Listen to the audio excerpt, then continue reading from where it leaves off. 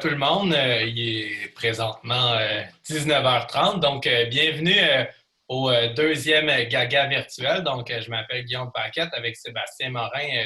Je suis un des co-organisateurs des Gaga en Estrie. Donc, on est très content d'avoir avec nous Laurent Chiasson de Poirier ce soir. Laurent, que j'ai connu tout petit comme élève et que j'ai vu s'initier à l'escalade. Donc, à cette heure, il nous sac tout dévolé. Il est vraiment fort, mais il est encore très gentil. Donc, on est vraiment content de voir son évolution ce soir. Euh, quelques, quelques trucs là, comme façon de fonctionner. On vous demande de fermer vos micros. Donc, c'est sûr que si vous les ouvrez, nous autres, on va les fermer tout de suite. Donc, on a le contrôle sur votre micro.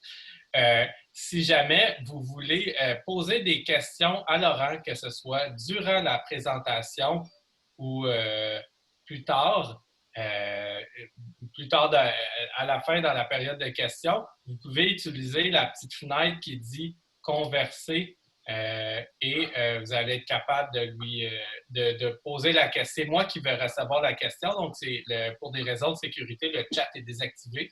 Vous nous envoyez la question, puis nous autres, on va attendre le bon timing, puis on va la poser à Laurent. Donc, voilà pour ça. Si vous avez donc, s'il y a quoi que ce soit, si vous avez des amis qui cherchent le lien, vous leur dites d'aller sur la page de l'événement. Puis, voilà. Autre chose, ça fait pas mal de tour. Laurent va vous faire un partage d'écran, donc on va y aller comme ça. J'ai fait un petit clin d'œil aussi à notre hôte habituel qui est la microbrasserie Ciboire. Donc, j'ai décidé de boire une de leurs bières ce soir. On les remercie. D'habitude, ils nous accueillent là, gracieusement. Donc, voilà. Laurent, je te passe le micro. Okay, excellent. Merci beaucoup. Merci tout le monde d'être là. C'est vraiment cool. C'est vraiment la première fois que je fais ça. Donc, j'espère que ma présentation va avoir un peu de fluidité puis que vous allez bien apprécier les aventures que j'ai faites durant les quelques derniers mois. Je ne sais pas à quel point les gens qui sont présents, c'est des gens qui sont habitués à l'escalade ou moins habitués. Donc, j'ai décidé je sais qu'il y a quand même plusieurs personnes de ma famille ou des gens qui sont proches de moi qui ont peut-être moins l'habitude ou moins de connaissances sur l'escalade ou sur le type. Donc, je vais faire une petite introduction là, sur l'escalade, puis sur comment moi je le vis. Puis ensuite, je vais continuer là, vraiment plus sur mon voyage que j'ai fait durant les 3 derniers mois. Okay. On est parti. La présentation, dans le fond, je vous ai préparé environ donc à peu près 120-130 slides là, dans lesquels je vais expliquer mon différent voyage. Pour le menu ce soir, comme je vous ai dit, là, je vais vous présenter quelques mots sur moi, me présenter pour essayer de vous dire, pour certains qui me connaissent un peu moins, certains qui me connaissent un peu plus, c'est quoi, comment je me décrirais. Puis ensuite, je viens vous faire un peu le résumé de mon voyage au Mexique qui va se tourner autour de 3 sites en particulier. Donc, El Salto, El Gigante, la Huasteca et El Potero Chico. J'espère que vous êtes contents d'être là, puis j'espère que vous allez bien vous amuser. J'espère que vous êtes bien contents d'être là. Donc, ma présentation ce soir, je vais vous commencer en me décrivant un petit peu. Je suis tout d'abord un étudiant en ingénierie à l'Université de Sherbrooke. Ça fait maintenant 5 ans que j'étudie à l'Université de Sherbrooke. J'ai vraiment adoré mon expérience. Ici, dans le fond, on peut me voir à différents moments de mes études. Je pense que je pourrais me décrire d'abord comme quelqu'un de relativement intellectuel qui prend beaucoup de temps pour essayer de comprendre les choses, pour essayer d'aller en profondeur. Je dirais qu'en moyenne, je suis quand même une personnalité qui est plus réservée peut-être un peu à cause de cet intérêt-là personnel d'essayer d'analyser beaucoup les choses autour de moi. J'ai aussi demandé, en fait, à une de mes très bonnes amies de me décrire avec quelques points pour donner un point de vue un peu plus extérieur de comment je suis dans la vie extérieure, comment les gens me côtoient. Puis, en fait, elle m'a décrit en 6 mots. Donc, d'abord, j'étais quelqu'un, selon elle, de médiculeux, de calme, de gentil. Donc, jusque-là, ça allait assez bien. Puis, je me disais, bon, c'est parfait, ça va aller assez bien. Puis, je suis quand même quelqu'un qui paraît bien autour des gens, autour de moi. Puis, finalement, les 3 derniers mots qu'elle m'a donnés, c'est que je suis quelqu'un de relativement entêté. Mais encore là, c'est dans le bon sens. Donc, j'espère que c'est une bonne chose. Des fois, je pense que je suis quelqu'un qui passe un peu trop, qui est souvent très à fond dans ma tête. Et finalement, je suis quelqu'un de relativement non ponctuel. Donc, tout ça pour dire finalement que je suis quelqu'un qui est peut-être parfois un peu trop dans mon esprit, puis qui donne souvent des conditions où finalement je finis par partir en vrille puis être trop concentré. Heureusement, il y a une deuxième partie de ma vie qui fait en sorte que je suis vraiment capable de m'équilibrer beaucoup. En fait, la deuxième partie de ma vie qui tourne beaucoup sur l'escalade va venir englober presque la majorité de mon temps. Je dirais que si on avait à me décrire là, dans mon horaire que j'ai à l'habituel, je dirais que si on englobe mes études puis mon temps passé à grimper, je pense qu'on fait pas mal la majorité du temps que je passe, à part celui où je passe à dormir. Donc, ça a vraiment une importance pour moi. Ça fait quand même longtemps que je grimpe, puis ça a vraiment toujours été un élément qui m'a permis d'équilibrer, je trouve, ma vie au quotidien. Pour moi, l'escalade, je pense que pour plusieurs personnes qui, au quotidien, ont quand même une habitude à grimper, va peut-être trouver ça banal, ce que je vais dire. Peut-être pour d'autres qui n'ont jamais vraiment vécu comme dans le milieu de l'escalade, c'est peut-être un petit peu plus significatif. Donc, pour moi, l'escalade, ça a effectivement une connotation d'entraînement, de performance, ça a une connotation de structure de ma vie, mais ça a aussi une énorme part de social. J'ai commencé à faire l'escalade à l'âge de 15 ans, puis je dirais que ça a été probablement la première fois dans ma vie où les gens qui m'ont entouré j'avais vraiment adapté ma vie pour vivre avec ce groupe-là. Puis, en fait, ça a vraiment été le premier gros groupe où j'ai un énorme sentiment d'appartenance. Donc, ces gens qui sont relativement dispersés maintenant, il y en a pour plusieurs là, qui restent encore des très bons amis pour moi. Puis ça se produit avec beaucoup de gens que je rencontre dans le milieu de l'escalade. Ça a vraiment une importance pour moi aussi au niveau de mon social. Donc, malgré le fait que j'ai des gens que je rencontre et que j'ai du social, j'ai aussi une autre part de moi qui est très attachée à l'escalade. Puis, en fait, j'ai trouvé 2 définitions par 2 grimpeurs qui sont des grimpeurs très pionniers dans le milieu de l'escalade, dans des contextes totalement différents. Qui, dans certaines littératures que j'ai trouvées, ont donné une définition de ce qui faisait de l'escalade.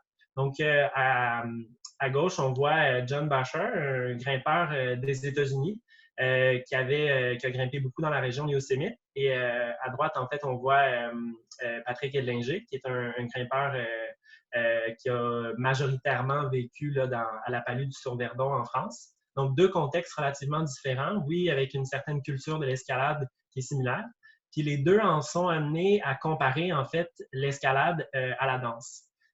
Puis, en fait, j'ai trouvé ça drôle quand j'ai essayé de monter ma présentation, de comparer finalement le bagage lexical qu'il y avait autour de l'escalade et de la danse, puis de me rendre compte que finalement, il y avait beaucoup de liens à faire entre les 2. Pourquoi, en fait? Ben, je me suis rendu compte que l'escalade avait vraiment un caractère un peu comme John Basher disait, où à chaque fois que tu vas grimper, tu as le plaisir d'aller grimper malgré le fait que tu structures beaucoup ce que tu fais. Donc, tu ne vas pas aller grimper simplement sans avoir trop d'objectifs, pas à tout le moins à un certain niveau. Généralement, tu te fixes des objectifs, tu te fixes des sections, des types d'escalade sur laquelle tu veux travailler le plus. Donc, parfois, ça va être du bloc qui va être très court. Des fois, ça va être des voies sport qui vont être l'équivalent d'environ une longueur, donc 30 mètres d'escalade. Puis parfois, ça va être des très longues voies qui vont être de l'ordre de... ça peut monter jusqu'à 15, 20 et plus de longueur. Donc, il y a vraiment différents styles. Mais au bout de la ligne, chaque personne qui est passionnée le fait vraiment à chaque fois pour le plaisir de grimper de manière ponctuelle. Puis la deuxième partie aussi qui peut se comparer à la danse, c'est le fait de vraiment comparer une grimpe en fait avec une chorégraphie. Puis j'ai trouvé ça intéressant parce que c'est effectivement de la manière que je parle. Souvent, quand je grimpe avec des amis, je leur dis « Ah, c'est parfait, j'ai réussi à enchaîner la première partie de la voie. À cette heure, la dernière fois, j'avais réussi à enchaîner la deuxième partie. Maintenant, il faut juste que je les combine ensemble. » Mais c'est un peu comme une personne qui danse puis qui pratique chaque section de sa chorégraphie et éventuellement qui la réussit à la coupler ensemble pour donner une voix en entier. Donc, c'est vraiment quelque chose qui est similaire quand tu travailles une voix à l'escalade. Il y a une manière de pouvoir décrire une voix de manière extrêmement séquentielle qui fait en sorte qu'on est capable de s'organiser dans notre progression d'une manière très stratégique. Puis souvent, en fait, on va énormément utiliser ça quand tu veux réussir une voie, d'avoir une organisation très planifiée en escalade, avec une manière de pouvoir estimer... Je l'entends plus. Est-ce que vous m'entendez? J'ai reçu un commentaire. C'est-tu un commentaire comme quoi vous m'entendez pas très bien? Ça va? Non, c'est bon, Laurent. OK. Je vais continuer. Donc, pour moi, ça fait un peu le tour, disons, d'une définition qui est quand même relativement brève là, de l'escalade. Je ne veux pas rentrer trop dans les détails. Donc, je pense que je vais revenir à partir de maintenant un peu plus sur le contexte de mon voyage en particulier. Donc, c'est un voyage que j'ai commencé à aborder dans ma tête vers la fin de mon bac. Donc, j'ai terminé mon bac en ingénierie en décembre 2019. Durant la période de mon bac, j'avais travaillé durant plus de 2 ans sur un projet majeur de conception qui était le projet ERA, dans mon cas, qui était la conception et la construction d'un avion électrique. J'avais passé beaucoup de temps à travailler sur ce projet-là. J'ai énormément appris. J'ai aussi appris à travailler avec les autres. Puis j'ai investi beaucoup de mon temps sur cette partie-là disons, de ma vie ou de mes intérêts. Puis j'ai toujours, par contre, voulu persister à conserver ce que je l'appelais à ce moment-là l'équilibre de vie. Puis, en fait, pour moi, l'équilibre de vie, ça se basait vraiment sur un accomplissement à la fois sur mes études, mais c'était pas suffisant pour moi si j'avais pas un accomplissement sur mon plan de l'escalade durant l'université. Donc, il y avait vraiment les deux, en fait, qui étaient importants pour moi. Puis la réalité, c'est que cet équilibre-là, la meilleure image qui peut se présenter pour représenter l'équilibre durant la fin d'un bac d'université. C'est plus à ça que ça ressemble, en fait. Trouver l'équilibre, c'est pas un objectif qui est facile, puis qui est pas... c'est difficile, en fait, de réussir à tout mettre dans le même paquet. Donc, à ce moment-là, en fait, ce que j'ai décidé juste après mon bac, c'est de réduire un peu la grosseur de mon fil, puis de me concentrer pour quelques mois sur une seule chose en particulier. Donc, pour moi, c'était ça qu'il y avait dans ma tête. J'avais beaucoup le goût de continuer à la maîtrise, j'avais beaucoup le goût de continuer pour d'autres choses, mais je savais que j'allais avoir besoin de me satisfaire un peu en reconcentrant mon énergie là, uniquement sur une autre passion que ce que je vis à l'université. Donc, pourquoi le Mexique? En fait, le Mexique, ça a vraiment été de bouche à oreille. Puis, je vous cacherai pas, en fait, que le départ de mon voyage s'est fait sans vraiment avoir un plan en particulier de fait. J'ai d'abord atterri à El Salto, qui est un endroit où je connaissais des gens qui allaient se rendre. Puis, à partir de là, mon plan, c'était de sauter sur les opportunités. C'était un peu comme ça que je l'avais dans ma tête.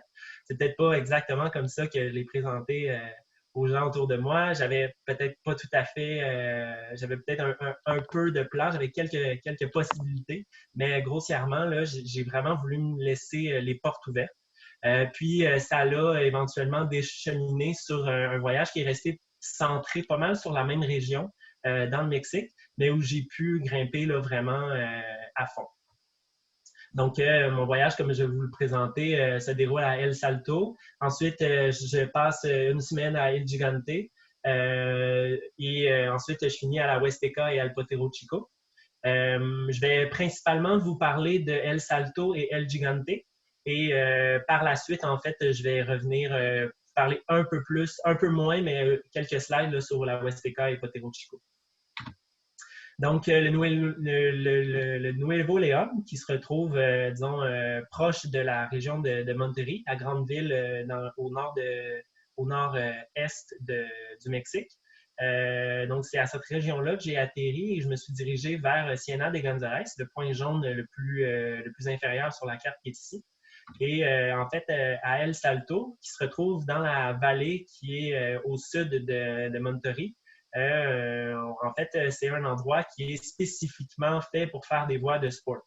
Donc là, quand je parlais des différents types d'escalade, en fait, à ce moment-là, à Ciénega de González, c'est l'escalade sportive. Donc, c'est l'escalade d'environ 30 mètres, une seule longueur. On grimpe une voie, puis ensuite, on redescend. Puis, on retourne au sol. Puis, à ce moment-là, on travaille des voies d'une certaine difficulté qui nous poussent à notre niveau maximum en une seule longueur. Donc, j'ai préparé, en fait, j'ai eu la chance, en fait, d'avoir une vidéo qui a été filmée par quelqu'un qui s'appelle Victory, Spencer Victory. Puis, en fait, c'était quelqu'un qui était spécialisé dans le tournage d'images et de vidéos par drone. Et j'ai eu la chance d'avoir une vidéo qui a été tournée par lui qui exprime un peu la beauté du paysage de El Salto. Donc, je vous laisse consulter ça. Ça dure 3 minutes 30, puis je vous reviens ensuite. Un amor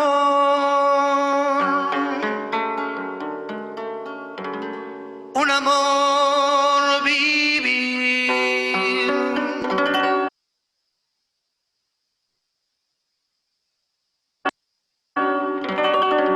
Llorando y me decía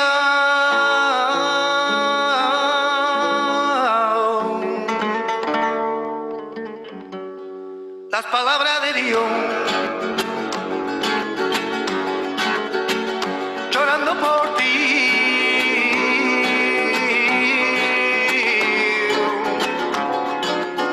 Es por un amor vivir. Llorando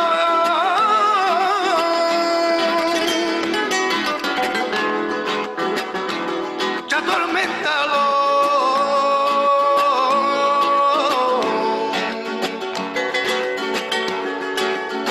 Las palabras de Dios, llorando por ti.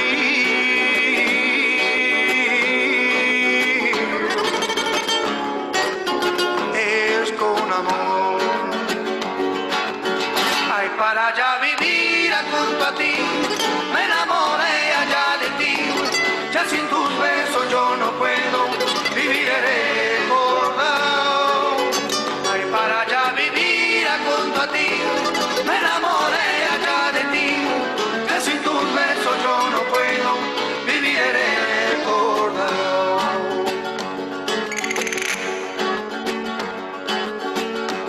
Yo quisiera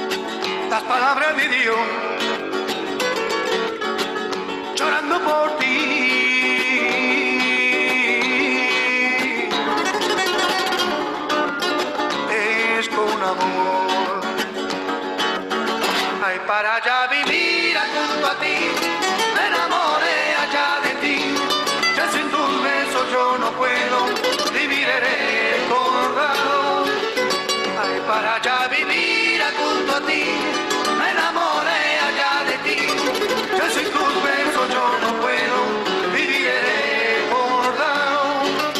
Ay, lo, la, lo, la, lo, la, lo, la, lo, la, lo, la, lo, la, lo, la, lo, la, lo, la, lo, la, lo, la, lo, la, lo, la, lo, la. Ay, lo, la, lo, la, lo, la, lo, la, lo, la, lo, la, lo, la, lo, la, lo, la, lo, la, lo, la, lo, la, lo, la, lo, la, lo, la, lo, la.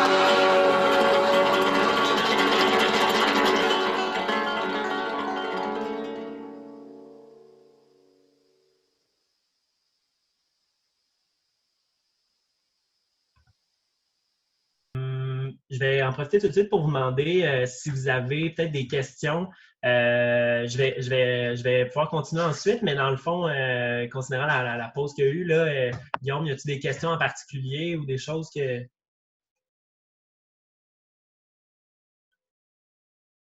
Pas de questions.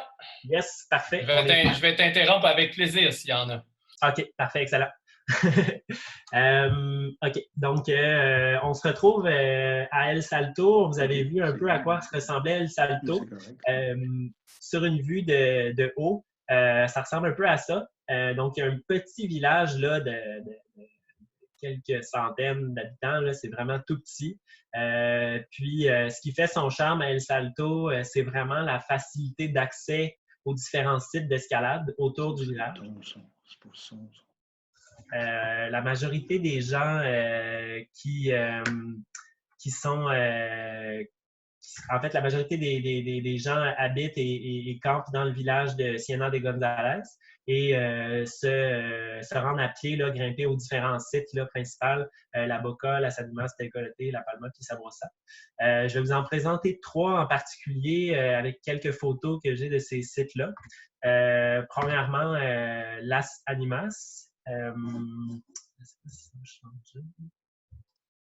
OK. Las Animas, en fait, c'est probablement le site le plus intéressant, le plus grand puis le plus populaire de El Salto. Premièrement, parce que c'est les plus grandes voies avec des voies qui peuvent monter jusqu'à 50 mètres de haut, avec énormément de prises de différentes formes, avec beaucoup de stalactites puis de tufa. Donc, ça fait vraiment une escalade qui est variée, puis avec des niveaux qui varient entre 5,11 B et 5,14. Donc, c'est vraiment des voies super allongées, avec un léger de verre, je dirais entre 10 et 20 degrés. Et c'est ça. Donc, dans la photo suivante, on voit un peu la section du bas. Il y avait une autre section supérieure à la paroi de Las Animas. Je vous montre tout de suite à la section supérieure une des voies qui était une de mes préférées. Ah non, pas tout à fait, pas tout de suite. En fait, avant ça, il y a une photo que j'aime bien montrer avec Charles Brouillard, qui était un de mes partenaires d'escalade très présent durant tout le voyage. Je vais revenir vous le présenter peut-être un peu plus en détail un peu plus tard. Donc, Charles était dans une des sections du bas de Las Animas, dans une des voies de la section un peu plus d'échauffement. Dans la section du haut de Las Animas, il y a une voie très populaire et aussi très belle, en fait, que j'ai travaillé quelques jours, qui s'appelle Dantes Inferno. C'est une voie qui est 513D, qui fait 50 mètres de long, qui est vraiment très, très belle. Je pense que sa beauté vient du fait qu'il y a une continuité dans la voie qui est vraiment impressionnante. Oui, il y a des repos, mais c'est jamais des repos là, comme complets. La voie a beaucoup de mouvements. C'est vraiment ça a une très grosse fluidité comme voie. Chaque mouvement s'adapte bien. Pour le niveau de difficulté, je dirais que c'est une voie qui fait vraiment pas du tout mal à la peau non plus. C'est une voie qui a des prises qui sont très confortables à prendre. Ça a vraiment été définitivement un des gros classiques que j'ai fait à Las Animas. Donc, on peut me voir ici là, sur une des sections une des sections juste avant la deuxième partie de la voie. La voie est séparée en deux sections, un premier relais. Puis je venais d'arriver au premier relais de la voie. Puis ça peut continuer encore pour un 15 mètres environ là, par la suite. Donc, ça a vraiment été quelque chose de vraiment cool à travailler. Voilà. La deuxième section de El Salto que je vais vous présenter, ça s'appelle Tecolote. Tecolote, là, c'est vraiment la grotte par excellence à El Salto. Elle a vraiment quelque chose d'unique, un peu comme toutes les grottes. C'est vraiment des prises qui sont énormes dans des toits qui sont totalement déversants, presque horizontales, qui nous permettent de faire des mouvements qui sont totalement inhabituels, qu'on ne peut pas faire vraiment dans les sites, disons, de granit ou de roches un peu plus du nord-américaine. Donc, c'est vraiment agréable de pouvoir grimper ce genre de style-là quand tu t'en vas sur du calcaire. C'est probablement une des seules roches qui peut donner des formations de stalactites aussi proéminentes qui permettent de faire des mouvements. Donc, on voit sur cette photo-là Léonie et Rémi Marche, deux grimpeurs de Montréal, en fait, qui avaient passé Noël à El Salto. J'ai eu le plaisir de grimper avec eux. C'est deux grimpeurs excessivement motivés, excessivement de bonne humeur, toujours. Ça a vraiment été un plaisir. Puis, on est allé une journée grimper une 13B dans la grotte de Tecolote, qu'on a tous réussi dans la journée à enchaîner. Donc, on était vraiment contents. On peut voir Rémi ici qui travaille un des passages un peu crux dans la voie. Puis moi aussi qui me donne à mon tour. Ce qui est vraiment intéressant de ce genre de voie-là, ce que j'ai trouvé vraiment cool, c'est qu'en fait, Léonie, Rémi et moi, toutes les trois, on a réussi à enchaîner la voie avec des méthodes qui étaient relativement différentes. On avait tous pris différentes méthodes de genoux, différentes méthodes de mains, ce qui faisait en sorte qu'on avait tous comme un peu une manière unique de le faire. Puis c'est aussi ça, je trouve, la beauté dans l'escalade, c'est de réussir à trouver une méthode qui s'adapte bien à soi. Donc, ça m'a vraiment plu. Puis, on pouvait voir qu'il y avait deux endroits dans la voie, en fait, où c'était possible carrément de lâcher les mains juste parce qu'il y avait des formations qui nous permettaient de coincer les genoux, de libérer du poids suffisamment, puis de libérer carrément les mains pour pouvoir se reposer, en fait. C'était utile pour les prochaines sections qui étaient encore un peu plus dures où il fallait engager un peu plus les mouvements de bras.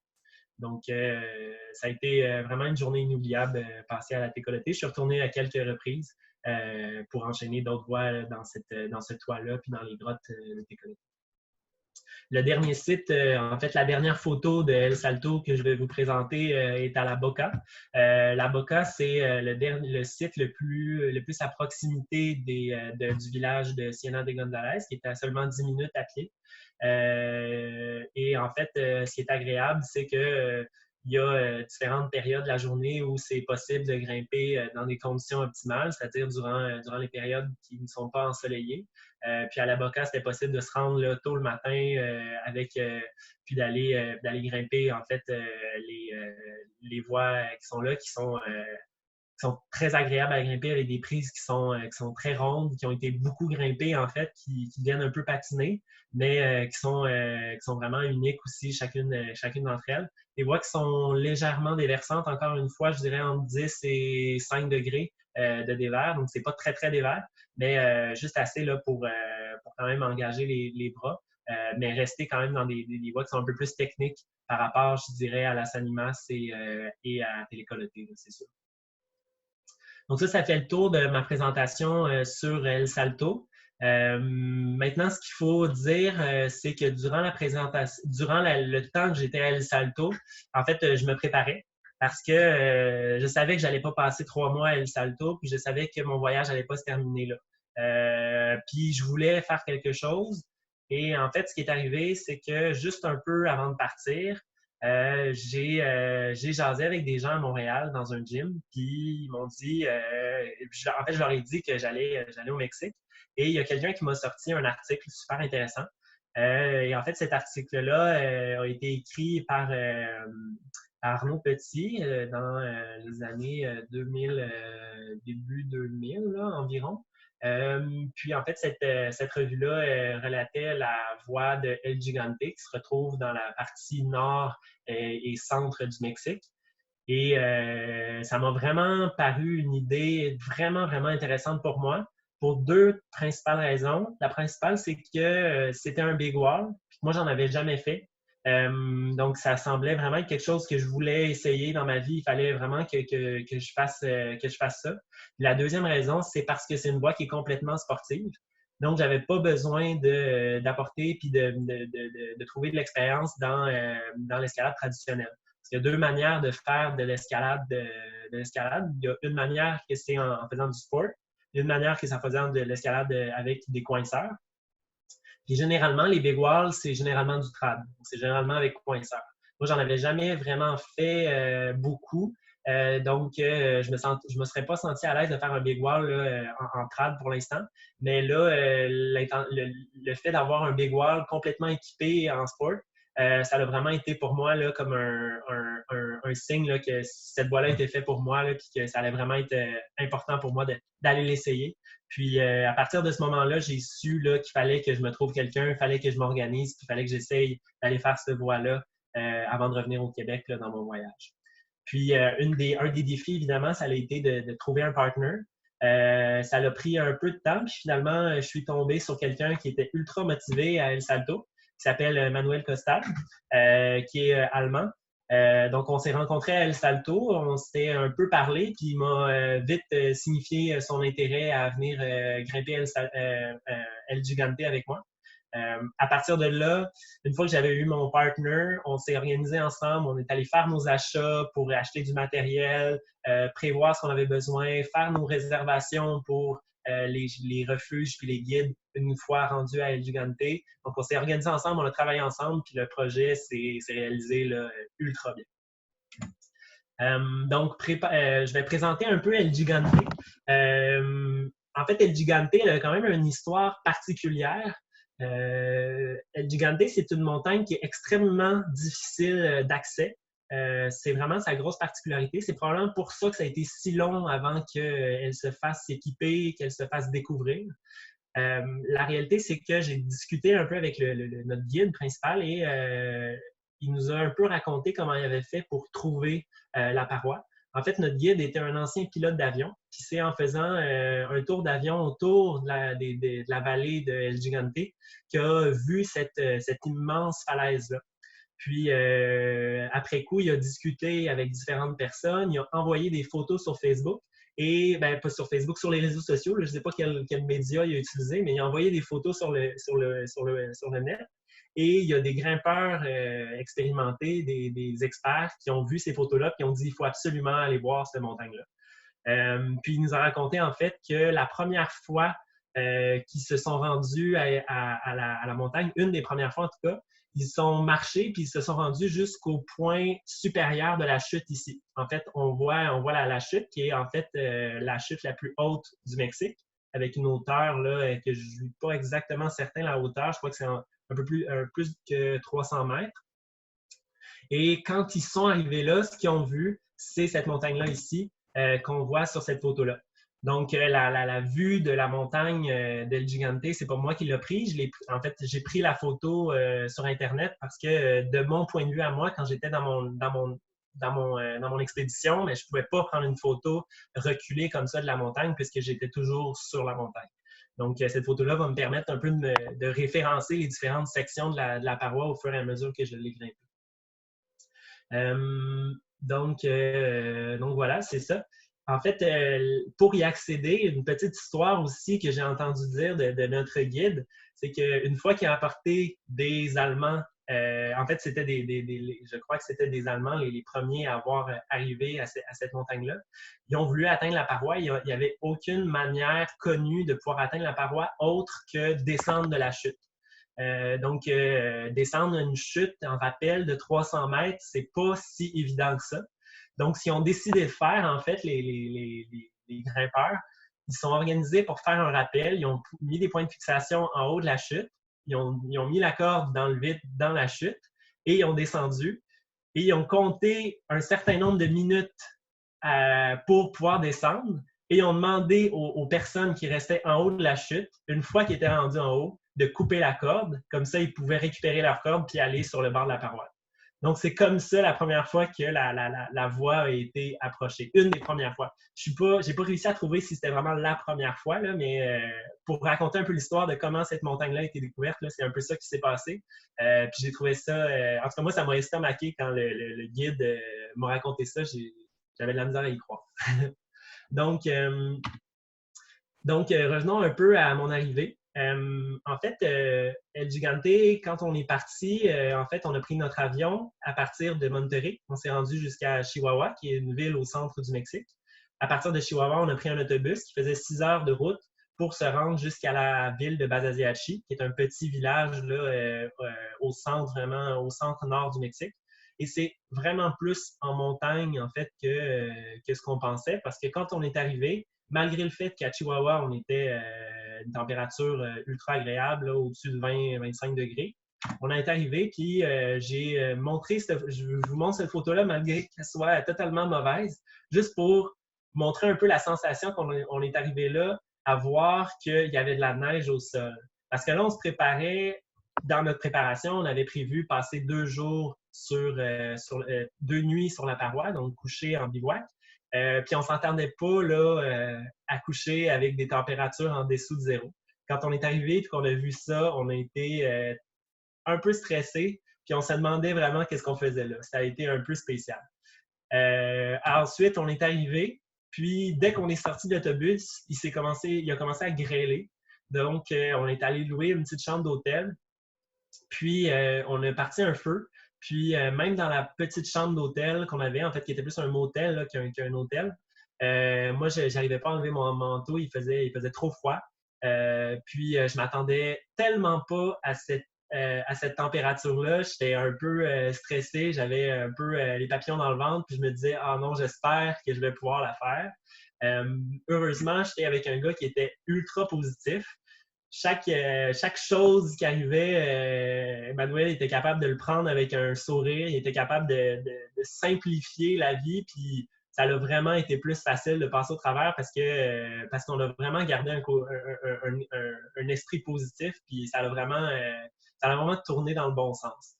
Surtout que le lendemain matin de notre arrivée, ce qu'on a décidé de faire, c'est d'aller marcher puis d'aller voir la falaise ou le canyon le plus proche de la ville de Basaziachi. C'est environ 1 heure de marche. On a marché jusque-là, sachant qu'il fallait attendre de toute façon là, pour voir les conditions commencer à aller. Puis, on s'est penché pour observer l'une des chutes à proximité de Basaziachi, les plus populaires, où beaucoup de gens viennent pour voir la chute là, sans nécessairement faire l'escalade. On est descendu sur le côté, puis c'est là qu'on a pu vraiment admirer à quel point on avait de la roche de qualité qui nous entourait. Donc, on peut voir sur cette photo-ci la chute de Basaziachi, qui est une chute un peu moins grande, évidemment, que celle qui est devant El Gigante. Mais ce qui nous impressionnait beaucoup, hormis la chute, c'était la qualité de la roche qui était juste à côté, qui était environ, à cette section-ci, c'était environ des 12 longueurs là, de ce que j'avais regardé dans les topos. Puis on adorait le fait de voir que la roche était vraiment très, très, très sec. Il y avait rien de mouillé malgré la grêle qu'il y avait eu le lendemain, sachant que ça, c'était de la roche qui était au soleil. Nous, on savait que notre projet à nous, qui était Gigante, était à l'ombre, mais la température qui remontait d'heure en heure puis qui nous rendait de plus en plus confortables, là, ben, on a décidé de conserver notre projet. Puis, on est juste parti sur notre objectif principal qui était de préparer notre stock pour être prêt le lendemain matin à se rendre à El Gigante. Donc, on a un peu travaillé mentalement à juste se motiver, à dire « OK, on y va ». On savait qu'on allait le faire dans une fenêtre de temps pendant cette période-là qui était relativement courte. On avait vraiment 3 jours de beau temps. La météo était moins belle avant puis moins belle après. Donc, on n'avait pas vraiment d'autres options que ces 3 jours-là. Donc, on s'est préparé puis on a vraiment été chanceux. On a pu garder là, finalement notre plan tout comme prévu là, initialement. Donc, le lendemain matin, en fait, on s'est levé vers 6 heures du matin. Le guide nous a pris dans un véhicule 4x4 et on est parti pour 20 km de route de véhicule 4x4. Donc, c'est de la route très, très tumultueuse avec beaucoup de roches. Il fallait traverser des rivières. Il y avait beaucoup de bosses. On était constamment brassés. Donc, c'est un bon 2-3 heures de route en 4 roues là, où on faisait pas mal d'acrobatie. Puis même qu'à certains moments, on était dans la route, puis les gens, ils devaient sortir du camion, sortir la chainsaw, couper les arbres pour pouvoir nous laisser le passage accessible pour pouvoir se rendre jusqu'à El Gigante. Fait qu'il fallait vraiment comme prendre son mal à patience puis y aller graduellement pour pouvoir se rendre jusqu'au canyon. Puis voilà, une fois après un bon 20 km de route, on est arrivé au canyon. Et là, on a pu voir là, qu'on était vraiment là, dans une zone là, complètement rocheuse. On avait, malgré le fait qu'on était 20 km dans la forêt, là, on était vraiment là, enfin devant de la roche et on se sentait proche. Là. Puis malgré le fait de se sentir proche, mais quand on est arrivé proche de El Gigante, on avait encore 1 heure de marche à faire. On avait un col à traverser pour se rendre jusqu'à la pointe de El Gigante. Donc, un col qui se traverse par un petit sentier qui est parfois un peu difficile, mais qui reste là quand même vraiment possible. La seule chose, c'est que je m'imagine pas aujourd'hui l'avoir fait si on n'aurait pas eu un guide avec nous durant ce voyage-là. Ça aurait été totalement impossible. Il fallait vraiment quelqu'un qui sache le chemin pour trouver un endroit aussi perdu. Je me sentais vraiment là, au beau milieu de nulle part. On n'entendait absolument rien. Il n'y avait pas de voiture, il n'y avait pas de maison, il n'y avait aucun signe de vie autour de nous. Donc, voilà, on arrive à 10 heures au pied du sommet. Donc, on s'est levé vers 6 heures, on a fait la route. Puis, vers 10 heures, on arrive en haut de El Gigante. J'avais oublié de vous le préciser, mais maintenant qu'on est rendu là, je vais vous en parler. En fait, El Gigante, c'est une voie de 900 mètres. Donc, elle compte 28 longueurs d'escalade. Donc, c'est une voie qui doit se faire en multilongueur. Donc, c'est pas seulement d'enchaîner en une seule longueur de corde toute la montagne, évidemment, parce que ça serait impossible d'avoir une corde aussi longue et de grimper aussi longtemps. Donc, c'est toujours en morceaux de voies qu'on est capable de grimper des grandes voies comme ça, pour ceux qui sont moins habitués là, au terme d'escalade. Donc, chaque petite voie, c'est ce qu'on appelle des pitches en anglais. Donc, chaque pitch va représenter une voie équivalente à une longueur que je faisais quand j'étais, par exemple, à El Salto, qui est d'environ entre 30 et 50 mètres de long par pitch. Donc, il y avait 28 pitches pour accomplir la voie. Il y avait environ 8 pitches la première journée, 10 et 10 pour les 2 autres journées. Donc, on est arrivé au sommet. On a un peu vu ce qui arrivait devant nous. On était comme déjà là, un peu dans l'excitation parce qu'on avait juste à se pencher un peu devant. Puis ce qu'on voyait, c'était 900 mètres de vide devant nous. Fait qu'on était quand même assez excités. Là. On n'avait pas beaucoup de temps. Fait que dès qu'on est arrivé, on a mangé, on s'est préparé. Puis on a lancé les cordes. Puis on se préparait déjà à descendre. Là. Ça a été assez efficace. Le but, c'était quand même de pouvoir accomplir une journée complète de 8 longueurs déjà dans la même journée. Donc, on avait quand même un gros horaire là, assez chargé dans la première journée. Fait qu'on n'a pas tardé à recommencer à faire notre appel dès environ une demi-heure après notre arrivée sur le sommet. Donc, je résume un peu les étapes. La première étape, en fait, de notre montée, évidemment, ça a été la descente. Parce qu'on a choisi en fait de passer par le sommet pour laisser du stock, laisser l'eau et la nourriture au point de ravitaillement, qui est les points où on allait dormir sur la paroi. Donc, il y avait 28 longueurs dans la voie. On voit ici, après 10 longueurs de rappel, sur le premier ledge, là où on allait dormir, dans le fond, dans un jour et une nuit. Donc, c'est ça, on voyait à cet endroit-là, là où on a laissé finalement 4 litres d'eau et la nourriture. Ensuite de ça, on a continué à descendre pour 10 autres longueurs. On a laissé 6 litres d'eau, encore de la nourriture et finalement, on a laissé tout notre stock de camping, de bivouac. En fait, ce qu'on avait pour dormir, là, c'était simplement nos matelas de sol et nos sleeping bags avec notre stock pour faire chauffer de la nourriture pour le soir. Et ensuite, on a descendu les 8 autres longueurs. Ça a été un peu une course à la montre là, parce Manuel m'avait clairement dit qu'après 15 heures, peu importe on était rendu où, on allait recommencer là, à monter pour s'assurer d'être assez tôt sur le ledge la première nuit. Puis on est arrivé en fait à 15h07 sur le pied de la paroi. Donc, on était vraiment contents. Ça a été vraiment, vraiment rapide. Ça a été les rappels les plus rapides que j'ai fait de ma vie. Je pense que j'ai fait les 8 derniers rappels en 35 minutes. Donc, on a été ultra efficaces. On est arrivé en bas, donc à partir de 15h10, on était déjà sur le point de repartir. On n'a vraiment pas duré longtemps. On n'est vraiment pas resté longtemps sur le pied de la falaise, étant donné qu'on voulait repartir. Pour arriver avant la nuit là, à notre premier ledge.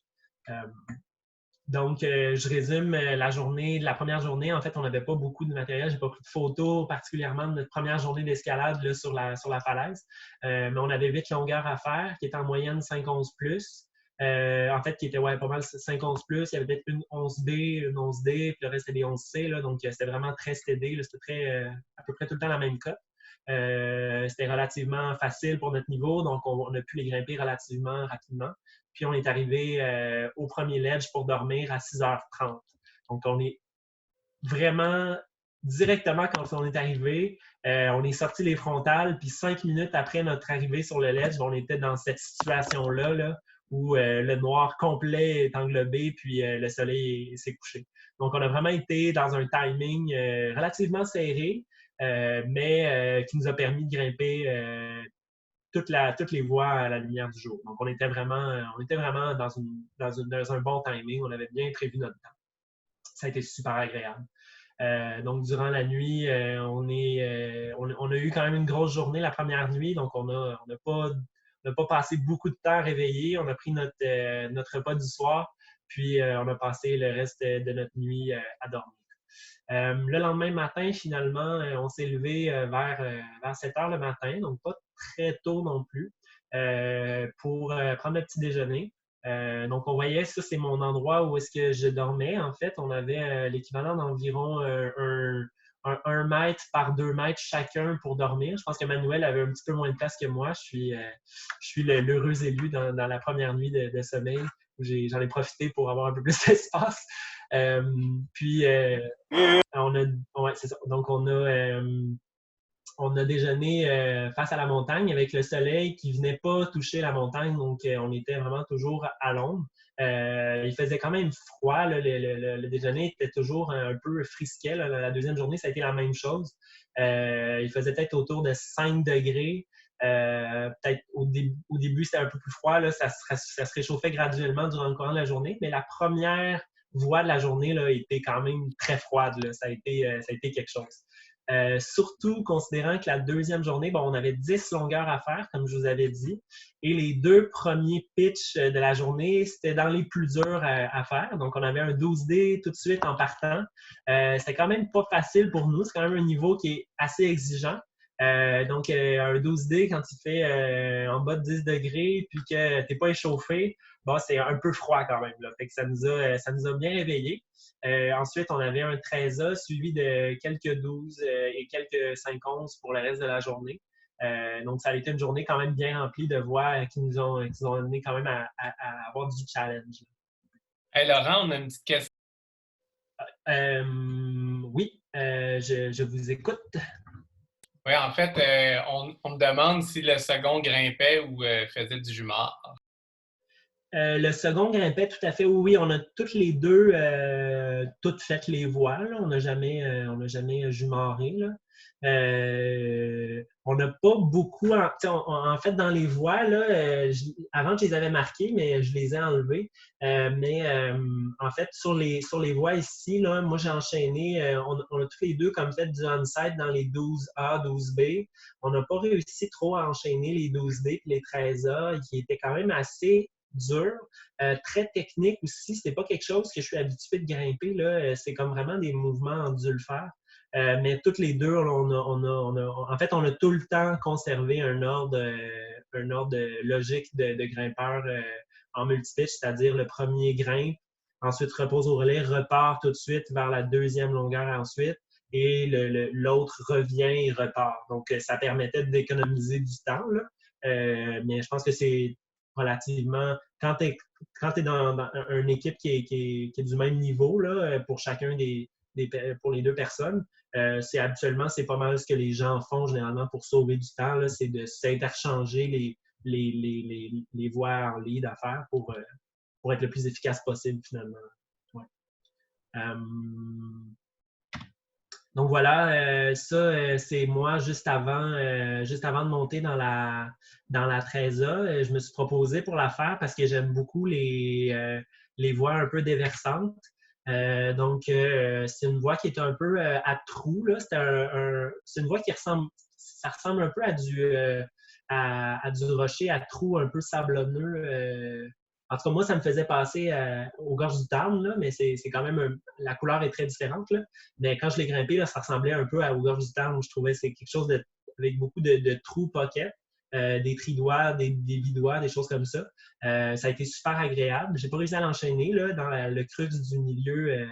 J'ai eu un peu plus de la difficulté, mais j'ai réussi à monter en haut et j'étais bien content là, d'avoir pu tâter le lead sur cette voie-là. Donc, arrivé au relais, c'était pas tout à fait fini. Là, on me voit, je pense, un peu après être arrivé. Puis, j'étais quand même content. Mais là, la prochaine étape pour cette deuxième et cette troisième journée d'escalade, c'est de monter le portaledge. Le all bag, en fait, pas le portaledge. On n'avait pas de portaledge, on avait juste un all bag qui n'était pas très lourd, heureusement. On n'avait pas beaucoup de stock à traîner. Mais ça reste quand même là que, à chaque pitch, non seulement il faut que tu assures ton grimpeur pour le retour du grimpeur au relais, mais en plus de ça, il faut que tu traînes ton sac.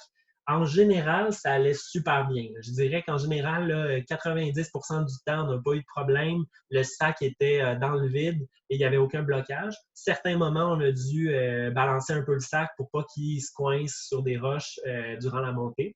Et donc, c'est ça, on a utilisé un sac là, normal là, avec des conseils des gens qui en avaient déjà fait. Ils nous ont conseillé un peu le setup, comment on s'organisait pour pas risquer de briser notre sac, etc. etc.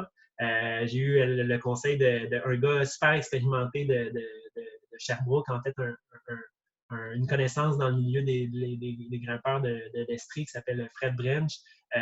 Puis il avait grimpé plusieurs fois là, des grands dégoirs, notamment à Yosemite et en Afrique.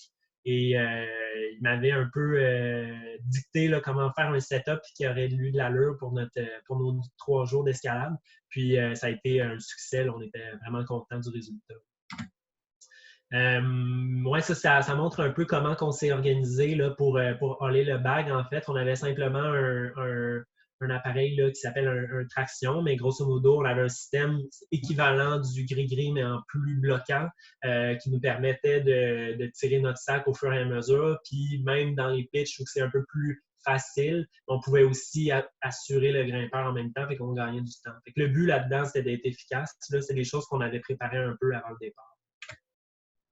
Donc ici, on me voit dans le milieu de la journée, là, je dirais, de la deuxième journée, dans un des 5-11 que Manuel avait grimpé. Donc, on voyait que la roche, là, a commencé à être un peu plus face. Il y avait peut-être un peu moins de dévers, mais ça restait quand même là, des voies relativement techniques. C'est jamais des gros devers avec des grosses prises. C'est pas non plus de la dalle. Là. Ça reste vraiment des voies là, en moyenne du 0 degré. Puis qui est beaucoup quand même dans les pieds là aussi. Donc, il y avait vraiment des voies quand même techniques. Là. Même les 5-11, il fallait quand même bien réfléchir là, pour réussir à enchaîner. Ici, on me voit en fait dans une des 5-12, une des premières 5-12 vers la fin, donc la 4e avant-dernière. Puis c'était assez... C'était assez standard, c'était encore des voies assez techniques là, avec des des prises de côté, des prises un peu cassées. Je dirais que la qualité de la roche dans cette deuxième journée était pas extraordinaire. Je dirais que j'ai fait d'autres voies multi-pitch qui avaient une meilleure qualité de roche, là, mais en règle générale, là, les pitchs étaient vraiment très, très bien. Ça a été un pitch qui m'a un peu marqué dans toute la voie d'El Gigante. Je pense que c'est un pitch qui est quand même reconnu dans le topo aussi. Quand on lit les descriptions, c'est vraiment un pitch cliché d'El Gigante, qui est un off-wit en 5-12A, qui était probablement aussi dur que les 5-13 pour moi, qui n'avait aucune habitude à faire des off-wit, en fait. Pourquoi? Parce que c'est une technique qui est un peu particulière, qui est un peu spéciale. Quand tu grimpes des off-wit, en fait, ce que tu fais, c'est que tu coinces tes mains, tes bras, tes jambes dans une craque qui est plus large généralement que la largeur de tes mains ou la largeur de ton poing, mais qui est plus petite que la largeur de ton corps. Donc, on voit un gabarit là, qui serait, disons, entre 5 pouces et 24 pouces environ. Là. Donc, on aurait ce gabarit-là de craque. Puis, en fait, cette craque-là, ou peut-être un petit peu moins que 24 pouces. Bref, les méthodes pour pouvoir se coincer dans ce genre de craque-là, c'est en mettant les deux poings ensemble, en coinçant le coude, en coinçant les genoux, etc., etc. Donc, c'est des techniques qui sont vraiment pas utilisées à l'habitude, puis que c'est vraiment plus difficile. Moi, j'ai eu quand même beaucoup de misère dans ce pitch-là. Manuel a fait un brio succès en l'enchaînant à vue, donc ça a été vraiment cool de voir Manuel enchaîné. Là, ça a été vraiment impressionnant. Puis j'ai secondé de peine et de misère, je dirais. Donc, une des dernières voies de la journée qu'on a fait, ça a été une 12B plus face technique que j'ai faite, puis j'ai trouvé 2 fois plus facile que le off-wit juste avant. Je ne sais pas pourquoi, mais moi, ça, c'est un style qui me plaisait beaucoup plus, qui était beaucoup plus facile, puis ça aurait été celle-là que j'aurais coté pas mal plus facile que l'autre juste avant. Quoi qu'il en soit, c'était vraiment plaisant de finir cette journée-là. Pourquoi? Parce que, comme on peut voir sur la photo, on a eu une fenêtre de soleil en plein milieu de la fin, vers la fin de la journée. Le soleil atteignait légèrement la face centrale du mur. Donc, on a pu profiter de quelques minutes de soleil là, avant de se lancer. Donc, on peut le voir ici en train de se faire bronzer un minimum dans ces 72 heures à l'ombre, d'avoir quelques minutes de soleil, ça faisait particulièrement du bien là, en cette fin de journée de la deuxième journée. Donc, on arrive environ vers 18h30, excusez-moi, au deuxième ledge. Malheureusement, je n'ai pas de photo à vous montrer du ledge pour voir un peu comment ça se met, comment il est disposé. Par contre, j'en ai trouvé une sur Internet d'une équipe. En fait, c'est Alex Hollande, les Sony Trotteurs, qui l'a faite précédemment, je ne me rappelle plus quelle année.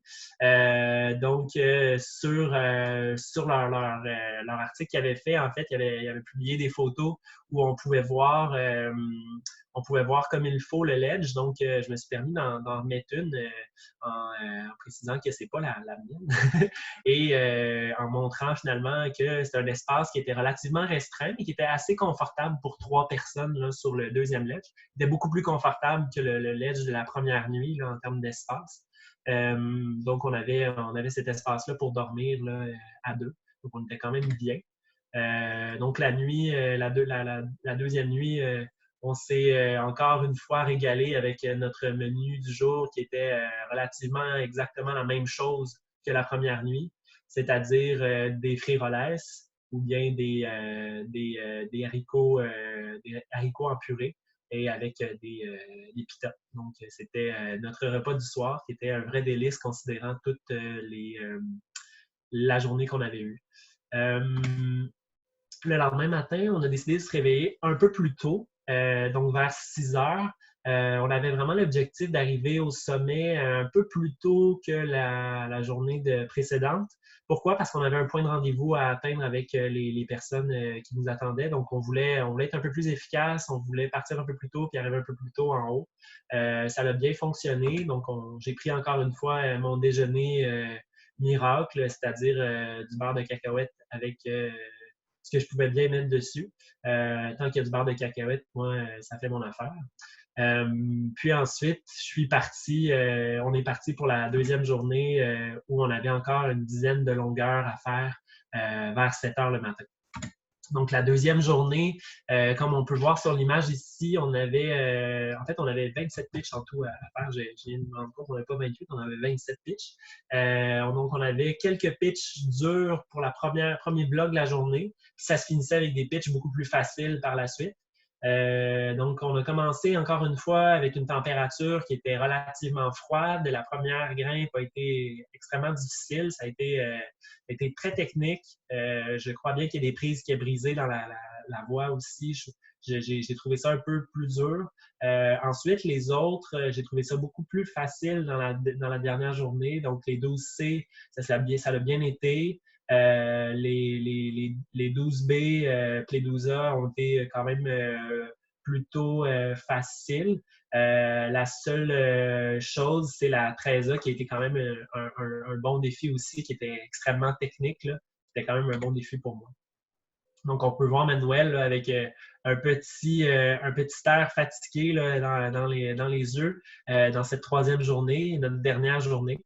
Donc, on était quand même déjà un peu dans l'excitation d'avoir fini. Donc, ici, on peut me voir à la fin de la première longueur de la troisième journée, donc le pitch de la première journée. On voit un peu qu'il y a encore un peu de glace là, sur la roche autour de nous. Donc, il faisait encore un peu froid ou c'est encore un peu humide. Là. Ça s'est vraiment amélioré par contre là, dans le courant de la journée. Donc, c'est un peu la même photo. Je pense que ce que je voulais montrer sur cette photo-là aussi, c'était l'immensité de l'ombre de El Gigante sur le territoire à l'arrière. J'ai trouvé ça impressionnant de voir à quel point l'amplitude de l'ombre là, prenait de l'espace. Ça nous permettait de voir à quel point on était là, sur une face qui était assez proéminente. Ici, on me voit juste après la première longueur qui avait été quand même relativement difficile. J'ai gardé le moral.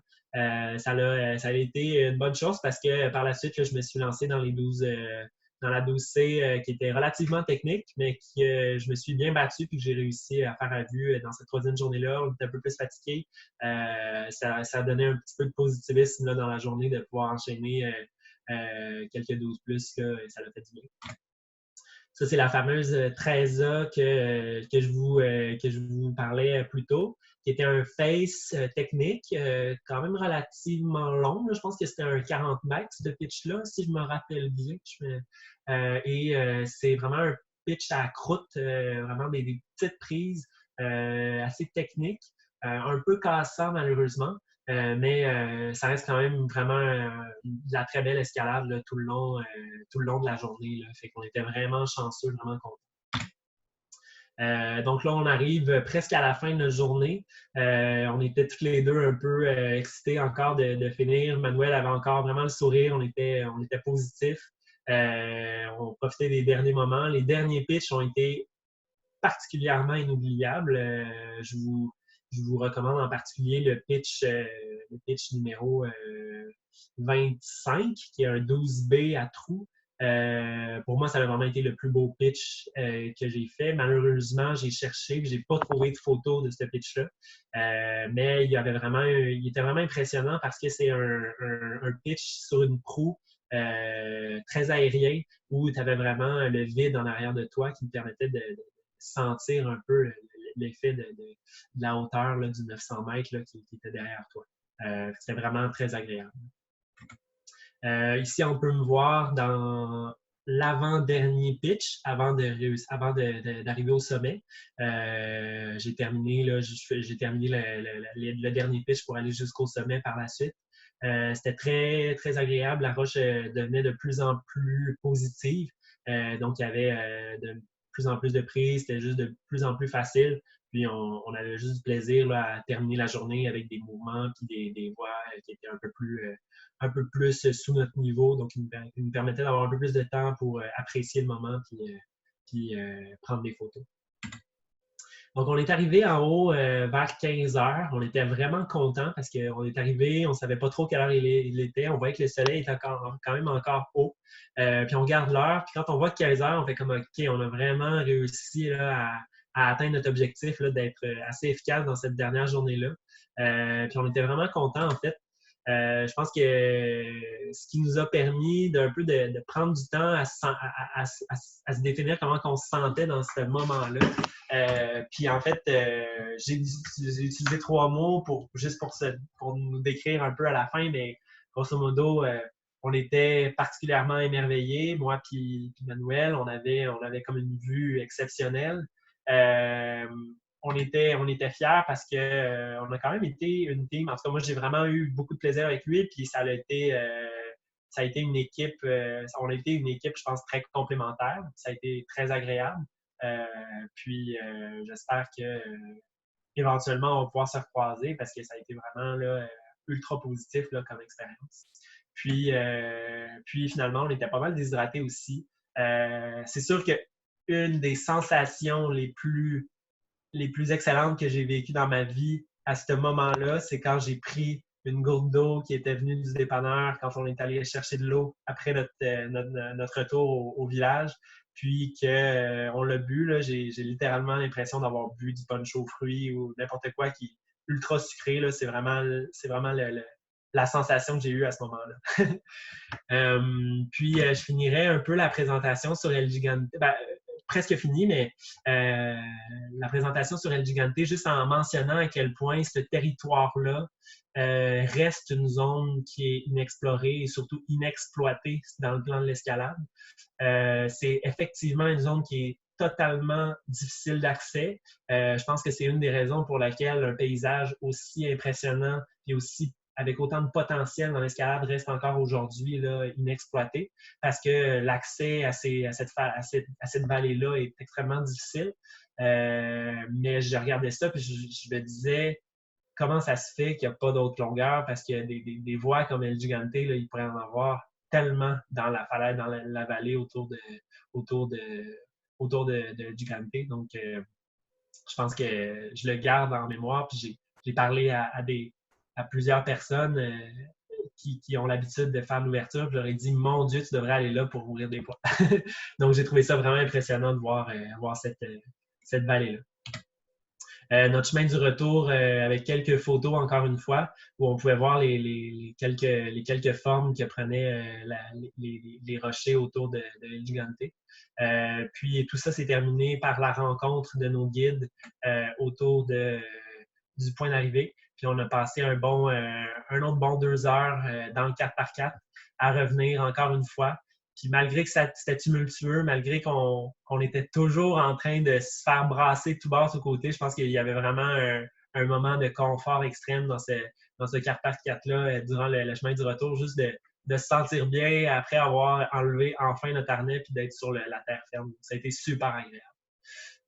Puis voilà, je terminerai simplement en disant merci à Manuel pour ta motivation dans cette expérience qui a quand même été, là, en ligne, il a été bon de s'engager là-dedans. Là. Moi, j'avais comme pas rencontré, on s'est parlé un peu. Puis là, tout d'un coup, il a dit « Ouais, moi, je veux me lancer là-dedans avec toi. » Puis ça a donné une expérience qui était juste fabuleuse. Là. Donc ça, pour moi, je vais m'en rappeler toute ma vie, là, ça c'est sûr.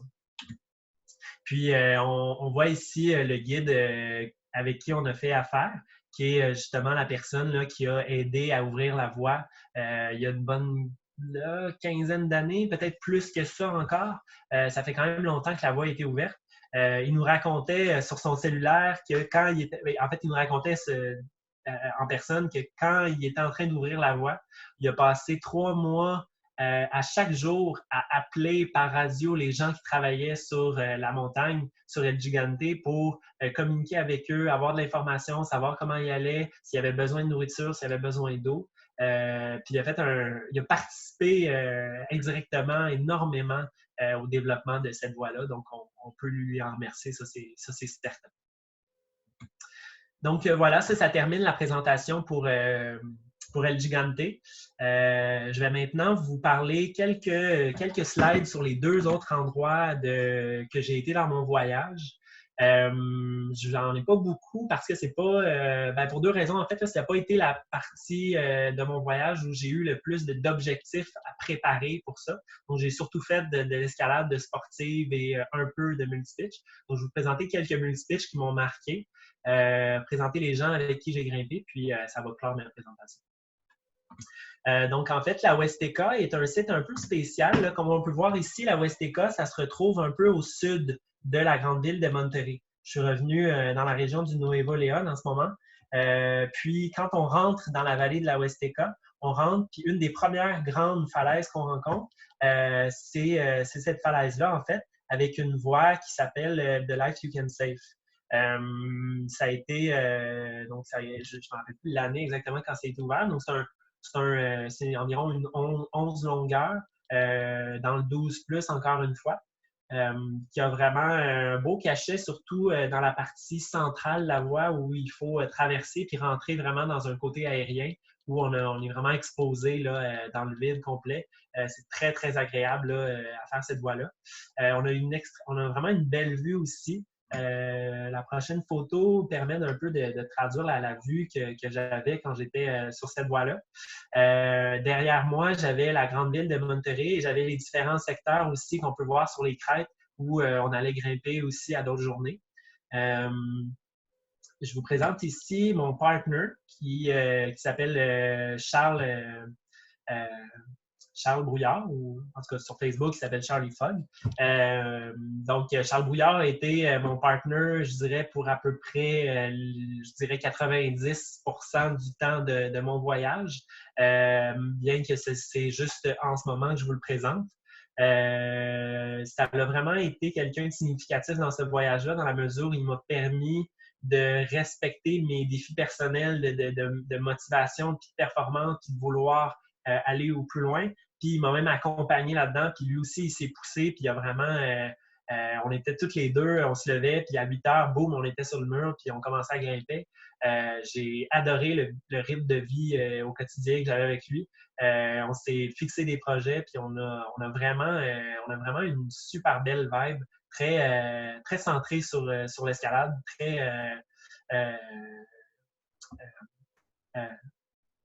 Très organisé dans nos horaires. Puis pour moi, c'est quelque chose que j'aime beaucoup vivre, même si c'est un voyage informel d'escalade pour moi. Donc, dans la voie, on voyait ici environ à la moitié de la longueur, Charles qui est en train de remonter là, le pitch après moi. Donc c'est ça, je vous montre quelques photos. Des fois, il n'y a pas beaucoup de choses à dire, plus qu'à vous les montrer, là. Ici, on voit dans la fameuse traverse, le début de la fameuse traverse où on engage un peu le mouvement très aérien.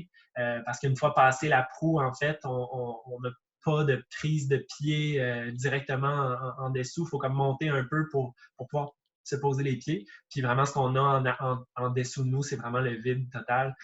C'est vraiment une impression qui est fabuleuse là, de pouvoir se sentir un peu dans l'aérien comme ça. Je terminerai avec une photo à la Huasteca qui montre un peu le clash de la ville versus la nature.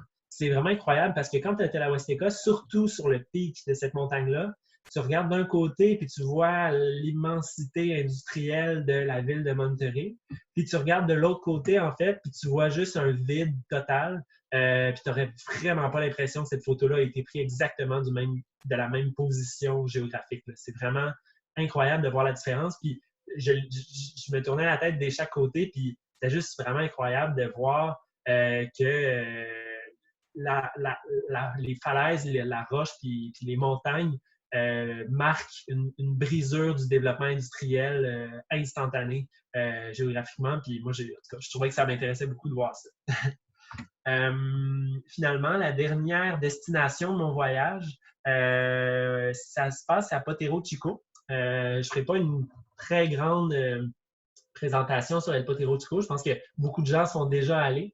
Moi, il y avait une voie en particulier, par contre, qui m'intéressait, qui est une voie très populaire aussi à Potero Chico. Je pense que beaucoup de gens la connaissent, qui a été très popularisée par Alex Honnold en 2014, qui l'a faite en solo.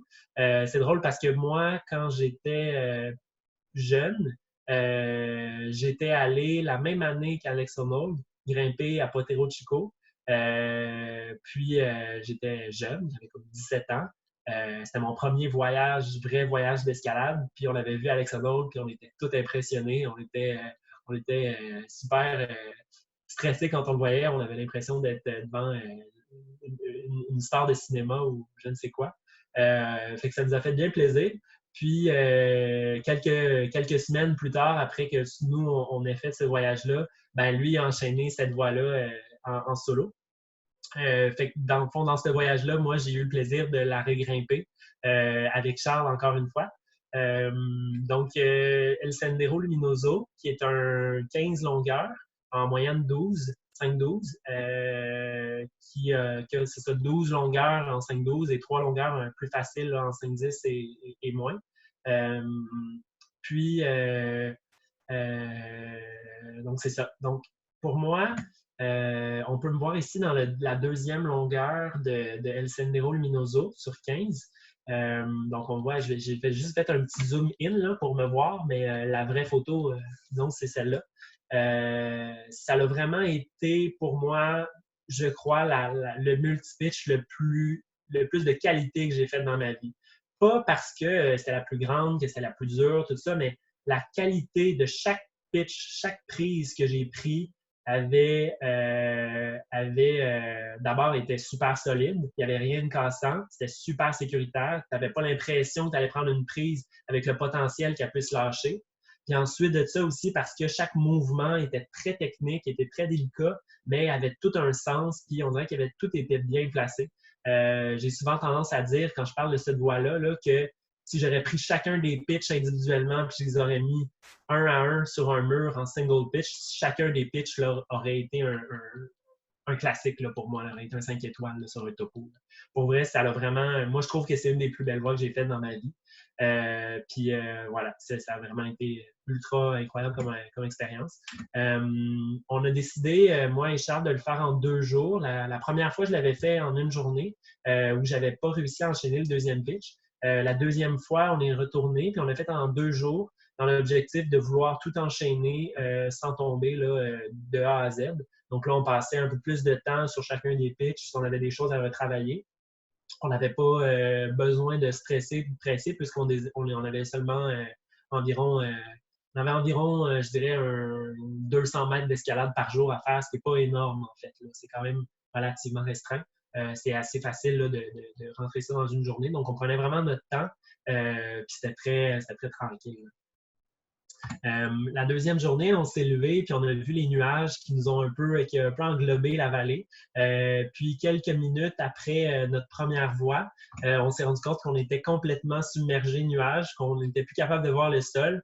Puis on avait vraiment l'impression de pouvoir dire qu'on était à une altitude complètement haute parce qu'on était carrément en dessous des nuages.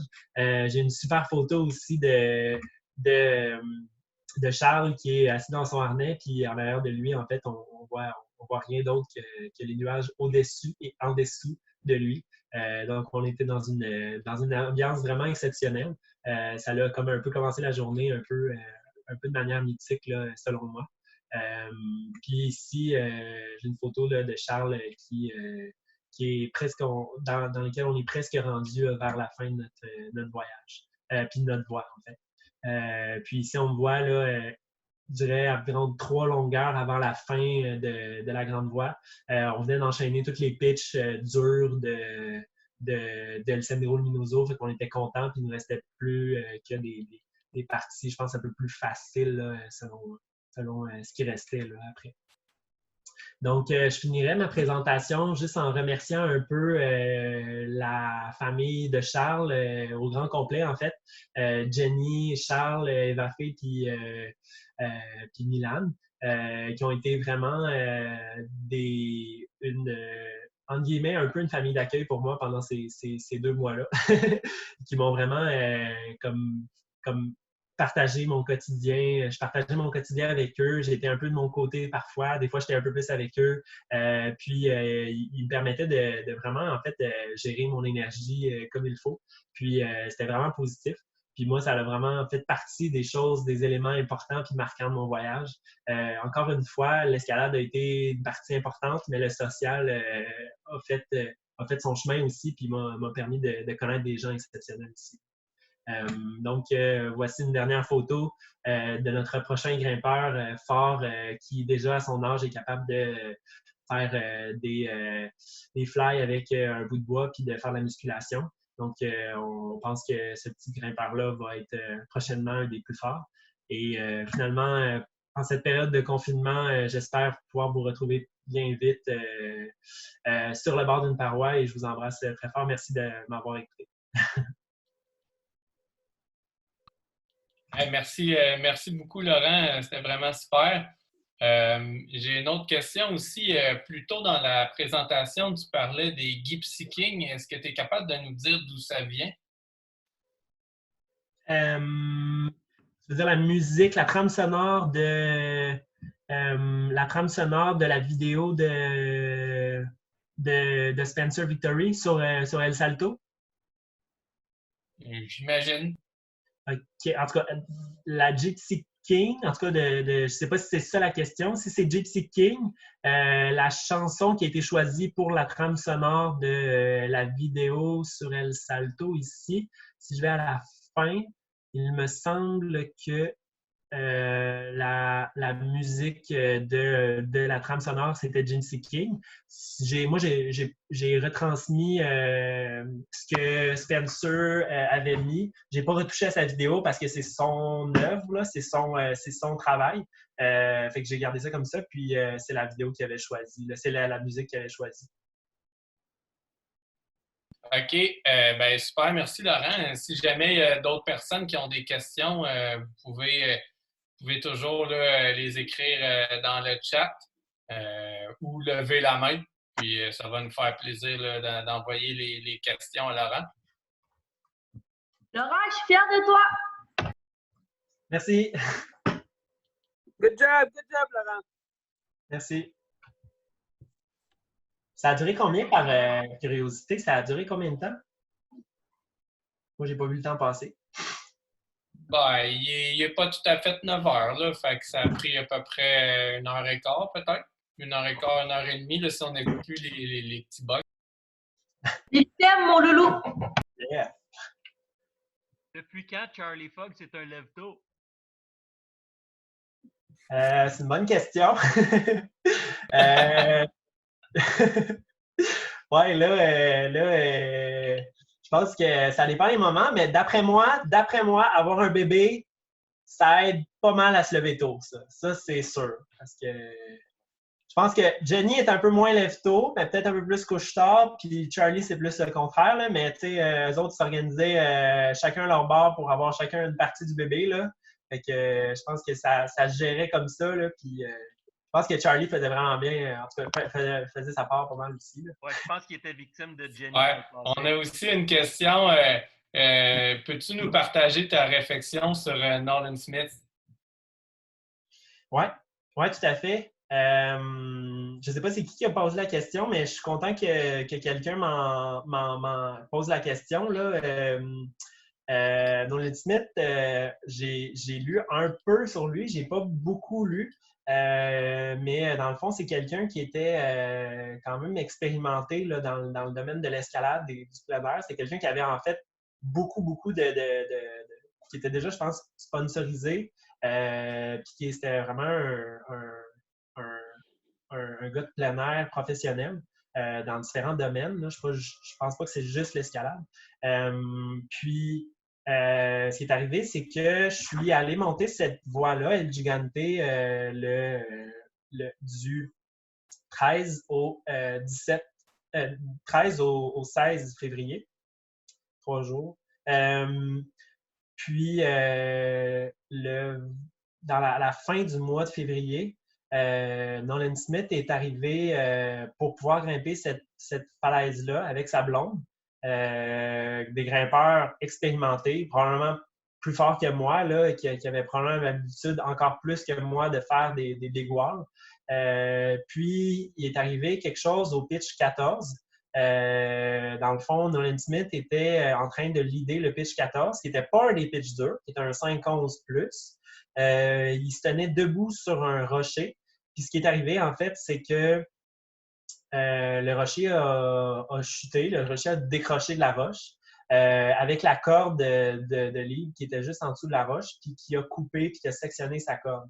Et qui se retrouvait, en fait, sans aucune protection, environ 500 mètres dans les airs. Fait que Nolan Smith est tombé jusqu'au sol et il en est mort dans cette voie-là, dans celle que j'avais faite.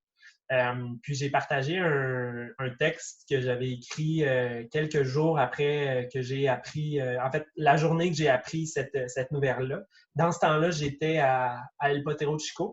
Je venais juste de revenir là, de El Gigante, ça faisait même pas 2 semaines.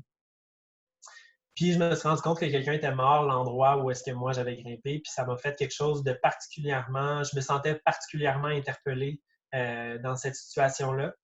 Je me sentais comme si j'étais un amateur qui avait fait quelque chose sans l'approbation disons, de le faire professionnellement, puis qui s'en est sauvé alors que quelqu'un qui était professionnel l'a fait avec probablement plus d'expérience, puis il s'en est pas sauvé.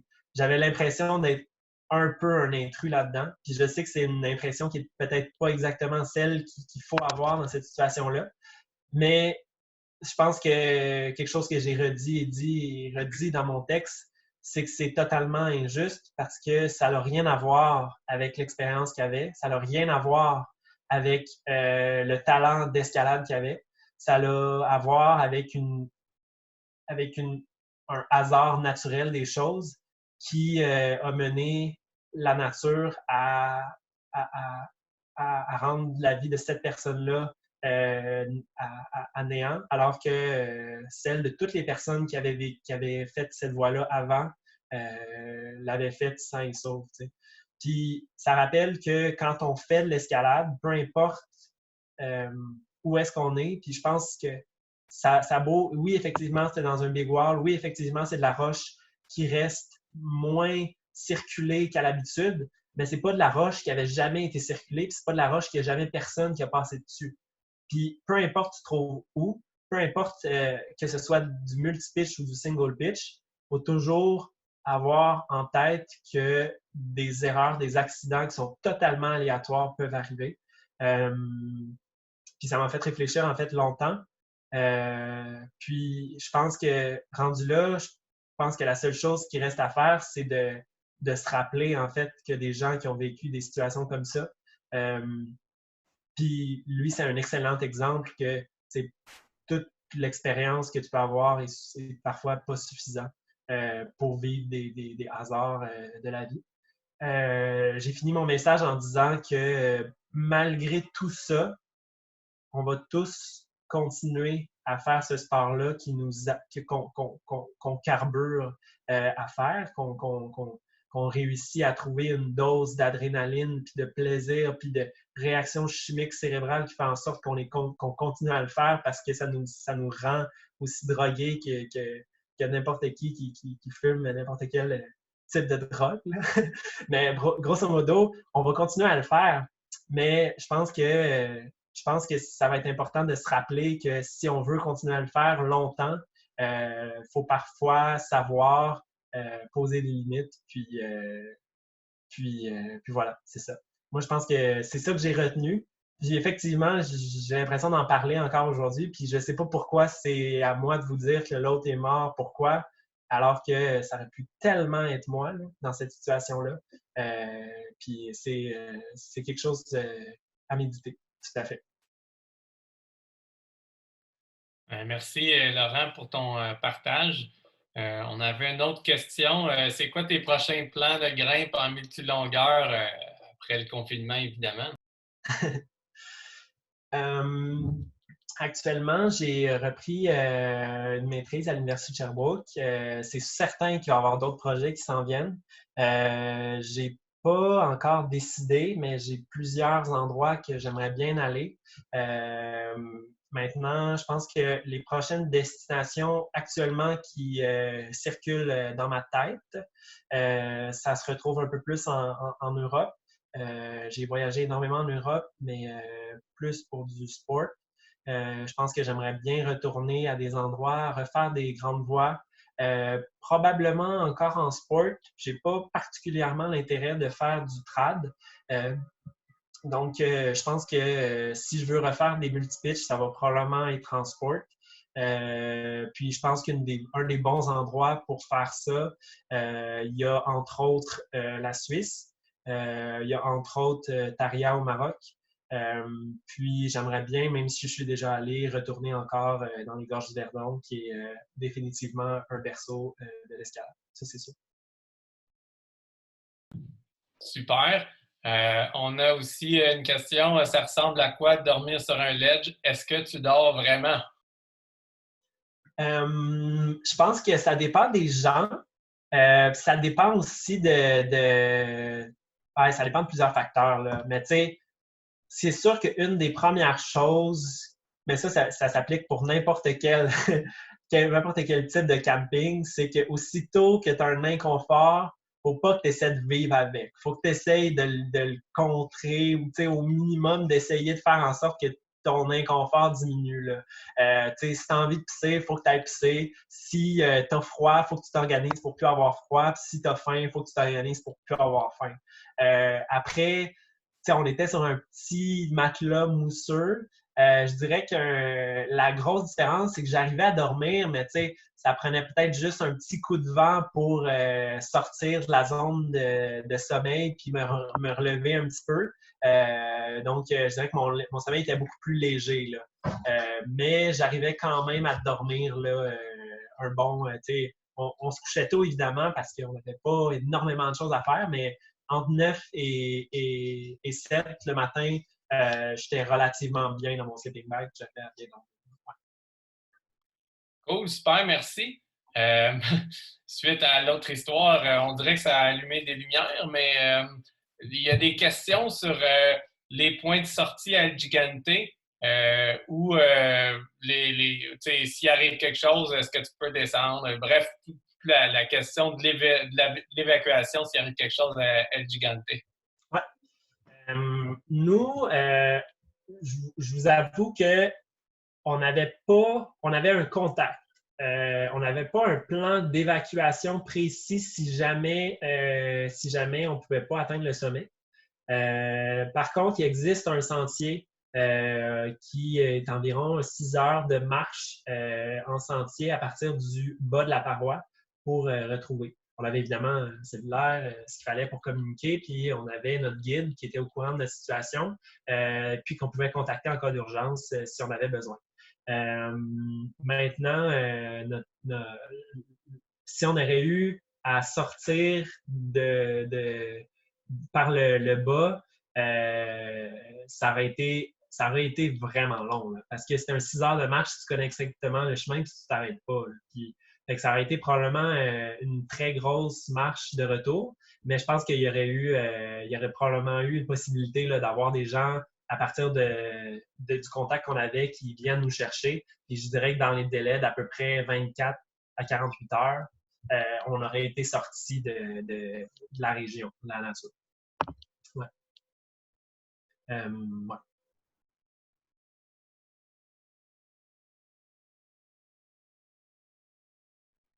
Super, Laurent. Moi, de ce que j'ai de mon côté, ça fait le tour des questions. Donc, s'il y a des gens qui veulent poser des questions, c'est pas mal maintenant que ça se passe. Donc, merci à tout le monde d'avoir été là, présent en si grand nombre. On a hâte de vous retrouver en vrai. Donc, on vous encourage à suivre notre page sur Facebook, là, Gaga Estrie. Et il y a aussi une page, là, Les Gaga, pour la gang de Montréal aussi, puis il y en a pour les autres régions. Là. Donc, peu importe d'où vous venez, là, on vous encourage à suivre ces pages-là. Si on est capable de vous faire d'autres conférences virtuelles, ça va nous faire super plaisir. Puis sinon, ben, on a bien hâte de vous retrouver. Puis d'ici ce temps-là, ben, faites des chin-ups puis soyez prudents. Oui, exactement. Ben, merci encore tout le monde d'avoir été là. Ça me fait vraiment plaisir d'avoir présenté ça. En passant, si jamais vous voulez revoir la vidéo de Spencer de El Salto est disponible là, sur Internet. Il y a aussi un lien que j'ai mis sur mon Facebook là, lié à la situation de Nolan sur El Gigante. Donc, je pense que ça peut être intéressant d'aller voir ce qui s'est passé. Moi, j'ai fait un résumé, mais je pense qu'il y a beaucoup d'aide qui s'est faite autour de ça. Puis encore une fois, merci aux gens qui ont été là dans mon voyage, puis merci à vous d'avoir pu voir ça. Voilà. Super. Puis je vais aussi ajouter, là, on a enregistré la conférence. Donc, on va regarder là, pour mettre un lien pour les personnes qui auraient pu manquer la conférence. Là, ce sera possible de la visionner en différé. Et ben merci. Sans conférencier, il n'y a pas de gaga. Hein? C'est évident. Donc, merci Laurent. Mais si jamais vous avez des idées, soit que vous avez fait un projet dont vous aimeriez parler ou vous avez quelqu'un qui pourrait le faire, que ce soit en Estrie. Donc, vous pouvez nous écrire là, via les pages. Bon, moi, c'est Guillaume, à Sébastien Morin, à Geneviève ou Sarah à Montréal, mais vous pouvez nous écrire via les différentes pages, puis ça va nous faire plaisir là, de regarder ce qui est possible de faire, parce que c'est avec ça qu'on fait les gagas, puis qu'on va avoir du plaisir de se retrouver là, sur des parois puis ailleurs. Donc, on a hâte de vous revoir, puis prenez soin de vous, puis merci encore à Laurent et à tous les gens qui se sont déplacés. Bonne fin de soirée.